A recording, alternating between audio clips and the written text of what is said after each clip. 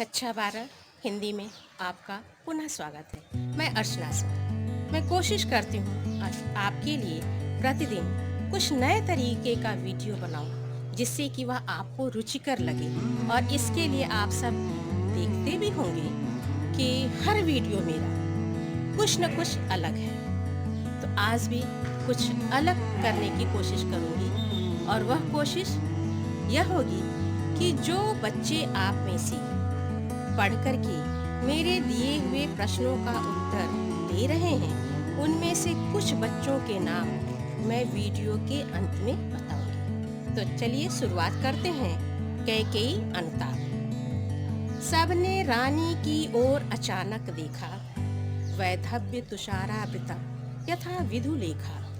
जैसे ही रानी कैकेयी राम से यह कहती हैं कि हे राम, यदि आप यह मानते हैं कि भरत के मन की था नहीं जान सकता, मैं भी नहीं जान सकती, तो आप अयोध्या लौट चलिए। यहाँ तक हमने कल पढ़ा। अब उसी के आगे जैसे ही रानी कैकेयी राम से कहती है अयोध्या जाने के लिए, तो सभी लोग अचानक मुड़कर के रानी कैकेयी की तरफ देखने लगते हैं। कैकेयी जो कि राम के वियोग के कारण राजा दशरथ ने अपने प्राणों को त्याग दिया था, तो वैधव्य के कारण वह श्वेत वस्त्रों को धारण किए। और उन श्वेत वस्त्रों में कैकेयी कैसी लग रही है, इसका वर्णन कवि ने कितने अच्छे ढंग से किया है। क्या कहते हैं? तुषारावृता, तुषार से ढकी हुई। तुषार मतलब ओस, ओस से ढकी हुई। यथा विधु लेखा, लेखा विधु मतलब चंद्रमा, लेखा चंद्रमा की किरणें। जैसे चंद्रमा की किरणें ओस से ढकी हुई दिखाई देती हैं, वैसे ही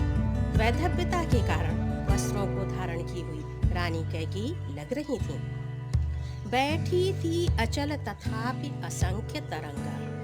यद्यपि वह अचल थी, स्थिर बैठी हुई थी, असंख्य तरंगा, लेकिन उनका मन शांत नहीं था। उनके मन में असंख्य तरंगे चल रही थी, अनेक तरह के विचार आ रहे थे। वह सिंही अवनी जो कैकेयी पहले शेरनी की तरह थी, जिन्होंने राजा दशरथ के युद्ध के समय में भी उनका साथ दिया, आज भी कैकेयी गोमुखी गंगा की तरह पवित्र और पावन हो गई थी। हाँ, जनकर भी मैंने न भरत को जाना। कैकेयी ने राम से कहा, हाँ राम, मैं यह स्वीकार करती हूँ कि मैं जन्म दे करके भी, भरत की माता होने के बाद भी भरत को अच्छी तरह से न जान पाई। सब सुन लें, तुमने स्वयं अभी यह माना, और यह मैं सबसे पुकार करके कहती हूँ कि इस बात को आपने अभी ही कहा है, सभी लोग इस बात को मान लें। यह सच है तो फिर लौट चलो घर भैया, अपराधी मैं हूँ तात तुम भैया। हे राम, यदि यह सत्य है तो मैं तुमसे कह रही हूँ कि अब तुम घर लौट चलो। मैं अपराधी हूँ, मैंने अपराध किया है। मैंने तुम्हारे लिए 14 वर्ष का वनवास मांगा, लेकिन आज वही तुम्हारी माता तुमसे घर लौटने को कह रही है। आगे कैकेयी क्या कहती है? दुर्बलता का ही चिन्ह विशेष शपथ है। सामान्यतः आप लोग देखे होंगे कि हम अपनी बात को मनवाने के लिए जब कमजोर पड़ते हैं तो शपथ देते हैं कि इसकी सौगंध खा करके कहते हैं मेरी बात सही है। वही यहाँ पे कैकेयी भी कह रही है कि जब कोई दुर्बल हो जाता है तो अपनी बात को मनवाने के लिए सौगंध खाता है, लेकिन मैं तो अबला हूँ। हे आर्य, अब तुम ही बताओ कि मैं कौन सा पथ अपनाऊं, मैं क्या करूं, मैं कैसे सबको भरोसा दिलाऊं। यदि मैं उकसाई गई भरत से हूँ कि मुझे भरत ने इस राज्य गद्दी के लिए उकसाया, मुझे भरत ने कहा कि आपको 14 वर्ष का वनवास मिले, यह कहीं भी मुझ भरत के द्वारा नहीं कहा गया। यह मैं किसी को कैसे विश्वास दिलाऊं?